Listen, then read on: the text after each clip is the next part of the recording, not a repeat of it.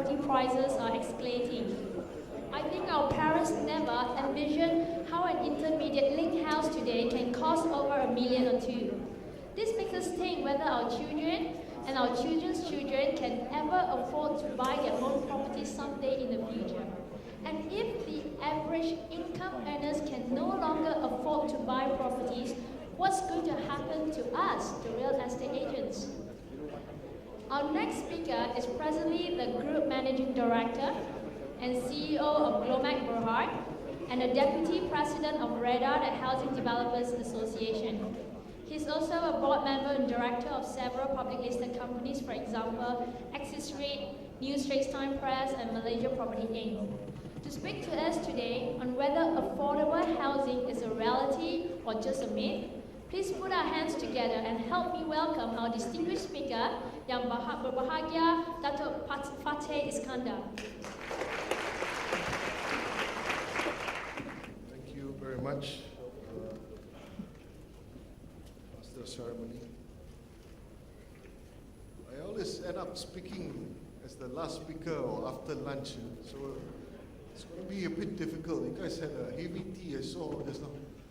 So I'll try to make it a little bit more interesting. It is quite a controversial subject, but I think what I do is I've been allocated about an hour. I'll speak for about 40-45 minutes and try to have a question and answer session at the end. And I'll try to answer your questions. Bismillahirrahmanirrahim. Assalamu alaikum wa rahmatullahi wa barakatuh, and a very good afternoon. First of all, I would like to thank your organizers, MAREC, for inviting me to speak on this topic of affordable homes. Is it a reality or a myth? It is in between. Because at the end of the day, how do you define an affordable home? Today, the federal government, under PRIMA, they've defined affordable homes of anything between 100,000 ringgit to 400,000 ringgit. In locality, if you were to look for a 400,000 ringgit landed property in KL, I think it's a myth. You can't find, unless you guys are the expert, you know where to find the good lubang to get good pricing. You can tell me there's 400,000 ringgit landed property in KL. However, if you were to take, don't say 400,000, let's say 250 or 300,000 ringgit in Kota Baru, you live in a just short of a mansion, isn't it? For 300,000 ringgit in Kota Baru. You know? So when we tell people affordable homes, my members in REDA from Kelantan, they say, apa? Because it doesn't apply in Kota Baru. Yeah? So this shows affordable homes is very much an urban problem, an urban issue. The fulfillment of housing needs is a major social objective of national development. The aim is to ensure all Malaysians, in particular the lower and middle income group, to have access to adequate housing. It is a fact that property developers contribute about 20 billion ringgit per annum to the country's GDP, and we provide economic activities and employment to over 140 upstream and downstream industries, and we provide employment opportunity to about 1 million people as a whole, from the contractors, from the consultants, from the laborers, from the manufacturers, right down to the most important, you guys, the selling agents. Indeed, one could argue that the contributions made by the private sector developers towards nation building can never be overstated. The participation of private developers in providing affordable housing started not now, but way back in 1970. And since then, the private sector developers have continued to to support the government's agenda and to work closely with the government in delivering affordable homes at suitable location. The key word here is to provide affordable homes at suitable locations. To date, about 1 million low-cost homes have been built by private developers over the past 30 years or so, and over the same period, more than 4.5 million residential dwellings have been completed. I have to stress here, what is affordable homes? Affordable homes, like I said just now, Prima has tried to define affordable homes of anything between 100 to 400,000. I agree that affordable homes should not include low-cost homes. Low-cost homes of 42,000 ringgit in Majlis Perbandaran and 35,000 ringgit in Majlis Daerah are not included in the definition of low-cost homes. If you look at the next slide, over the last few decades, Asia has been seen some enormous demographic changes. In 1990, the Asia-Pacific region had an urban population of just over 1 billion people. In the last 21 years or so, the number has grown by more than 75% to 1.76 billion. And the trend is expected to continue. By 2030, Asian cities are projected to be home to some 2.6 billion people. And by the year 2050, Asia is expected to have a staggering 3.4 billion people living in urban areas. The number of megacities, how do you define megacities?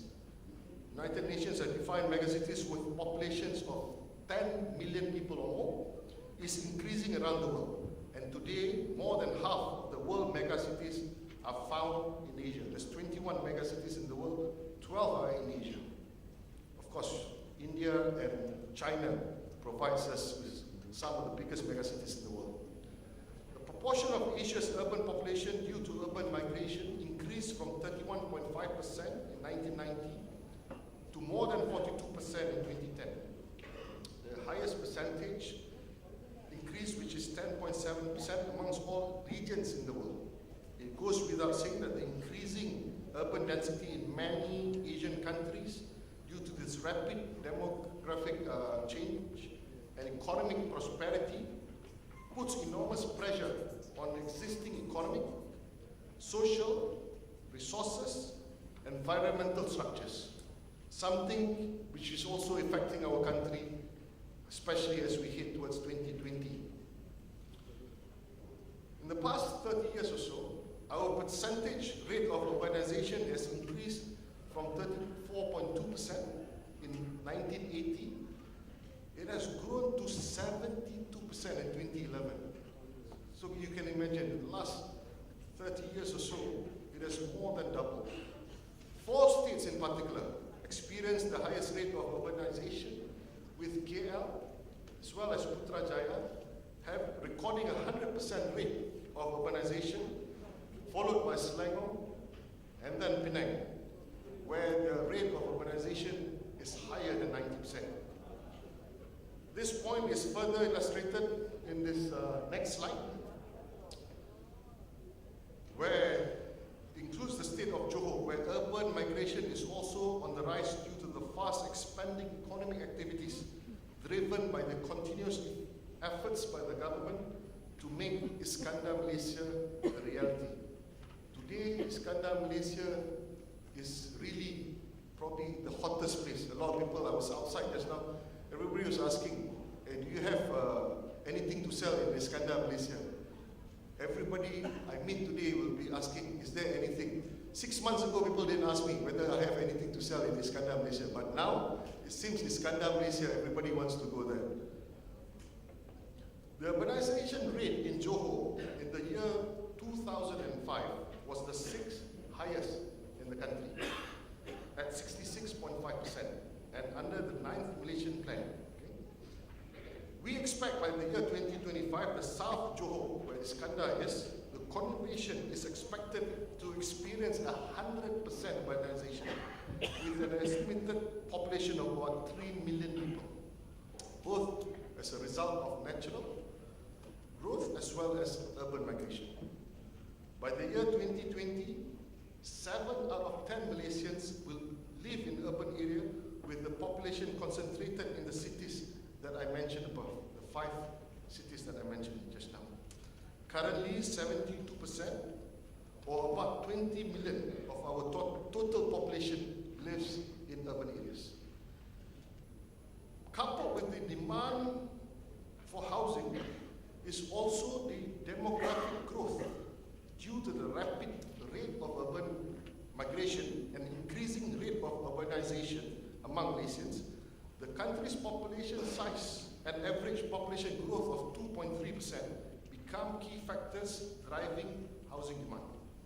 Pemandu, this morning we had Datuk Idris Jalan who opened this convention. They have given us an estimate that the population of Greater KL by 2020 will be 10 million people. Today, the population of Greater KL is 6 million. So if we were to do simple maths, there will be 4 million people coming to Greater KL, one by by growth rate of 2.3%, the rest through urban migration. 4 million people, meaning if you were to take a household, 4 to each household. Again, this trend is becoming lower and lower. At one time, we had people, later on, I will show you in the slides, we had 6 or 7 people to a house. Today, in urban areas, especially in KL, we have less than 4 people to a house. So if you were to take an average of 4, 1 million houses have to be built in the next 7 years in Greater KL alone. Greater KL alone, we need 1 million houses in the next 7 years. And as you know, last year, the total residential transaction was in the region of a bit more than 210,000. 212 if I'm not mistaken. 212,000, and out of that, more than 50% are actually secondary market. Private and public developers, we contributed 106,000 of residential dwellings last year. And that's the whole of Malaysia. So in the Greater KL area alone, if you see there's 4 million people in the next 7 years, we need at least 1 million new homes. Okay? We need 1 million. You need to build, we need to build anything between 160 and 170,000 new homes in Greater KL for the next 7 years, if the Pemandu's figures are accurate. But looking at the trend, their figures are fairly, if not dead accurate, it's fairly accurate. Okay? With the current demand of about 150,000 homes every year, and the current output is definitely less than 150 new homes. I'm not talking about secondary. Like I said, last year, between public and private developers, we only managed to sell or produce 106,000. The annual housing demand every year from now till 2020 is about 250,000 new homes. Okay? It is obvious that there is a shortfall in the supply of houses against strong demand for residential homes, premised on household formation and greater required output from the industry. We are a young population. The next slide shows 27% of the population, or 7.6 million people, are aged 14 and below. 1/4 means it's our children, to some our grandchildren, to some of us our brothers or sisters. Okay? While those above the age of 65% is only 3% of total population. The bulk of the population, 15 to 64, comprising 19.8 million or 70% of the country's population. What is interesting, out of this 70%, 65% out of the 70 are below the age of 35. Okay? According to the estimates, there are 500,000 people reaching the age of 21 every year. And our working population currently stands at 12.5 registered in the labor market. That's registered. We have an estimated of 5.5 to 6 million unregistered. So that gives you a labor market of about 18 million. It is this young, IT savvy, vibrant demographic profile that will continue